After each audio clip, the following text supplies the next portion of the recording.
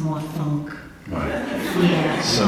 Yeah, you know, that whole Mersey thing from England came over. You know, I didn't really know that I had separate music from my mom until on Christmas when I was 9. I got Meet the Beatles and the Supremes, and after I met them, I really loved them.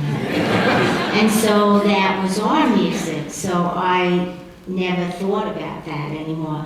But when I was really, really young, pop music was music from Broadway. Right. So, you know, I was always listening. And I listened, I guess, you know, I was always a weird kid. I guess I'm still, you know, a little bit of a misfit, but I think I blend in well with this crowd. How important was it that the songs, I mean, a lot of the songs we hear in this show, and by the way, the music is getting such great notices for this. It started in Chicago. I didn't read them, because they always say don't read the notices. And you never read your reviews?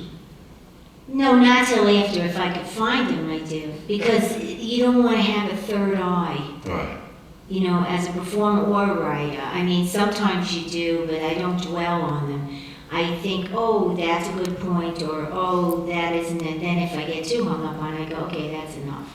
You're not neurotic enough to seek them out, and you're not neurotic enough to seek them out, to like find out what people think of it. Yeah. Well, I listen. I'm in the theater all the time. I feel like a rat. I'm like a little theater rat. I'm sitting on the floor somewhere. I'm sitting next to somebody on a step. I got yelled at the other night because, you know, I tried to write notes with a pen, but you can't see what the hell you're doing. So I used my iPad, my iPhone, and the lady said, "That's very rude." And you know, the light. And I looked at her and I said, "Yeah, well, I'm one of the writers and I'm trying to take notes." She said, "Still very rude." I got up and I left, you know. She was, you know, she's paid her money, she's trying to have a good time, you know. And they do. And that's what I listen to. I listen to the voice of the people because, honestly, I really loved that movie, Meet John Doe. And remember when he was up on the roof and he was going to jump off, and one of the Barrymore actors was, you know, up there, and then the character actor was up there. He said, "Listen, you, that's the voice of the people, and you can't fight that."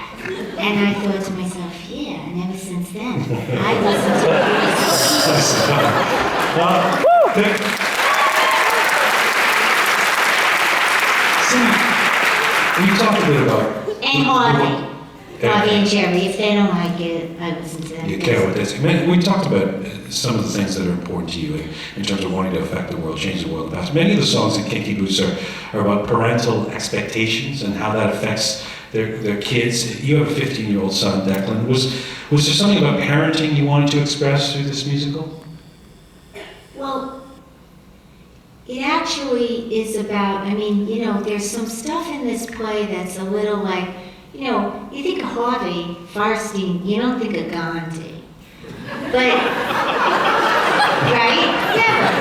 But there are some things that he says, like you change the world when he had these 12 commandments of happiness, the 12 steps to happiness. Of course, I could only fit 6 in the song, you know. But I took one thing. It's kind of like you change the world when you change your mind. And now that's like Gandhi. Because Gandhi said, if you want to change the world, change what it is about yourself that you want to change in the world. And you will be changing things. But the musical is very much in concert with what we've seen from you. I mean, you've been an activist for many years now. You created the True Color Fund to help homeless LGBT youth. Kinky Boots is very much about acceptance. It was part of the interest you had in wanting to do this. Was it political for you? It's a little political. When I saw the movie, because Harvey said watch the movie, I saw this bathroom scene where 2 men talked very intimately about their childhoods. And one guy was a drag queen, and one guy was just a country factory guy, and yet they were very common issues. So like the Dalai Lama says, See how I get these quotes? I think they're good to quote, right? So His Holiness, not Harvey, the Dalai Lama, he said that the base of people is the same. And that really struck me. Because in the middle of doing the Chicago thing, I went and sang for him, and For the Dalai Lama? Yeah, and he touched my shoulder because we were taking a picture, and I thought I was gonna change. Like be good. But I didn't. I went back to Chicago and had a huge fight about absolutely nothing with one of my dearest friends. And then I just looked at her and said, well, I haven't changed.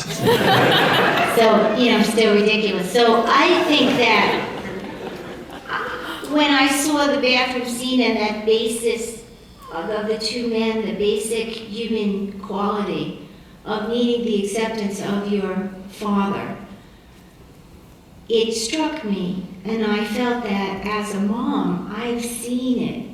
I watched not just my little boy, but other little boys follow their dads, and the time when they're walking just like him, and you could see the father noticing, and his chest swells up, and he's a little proud, and then afterwards when they grow a little bigger and they just want to ditch him because they're embarrassed, that happens.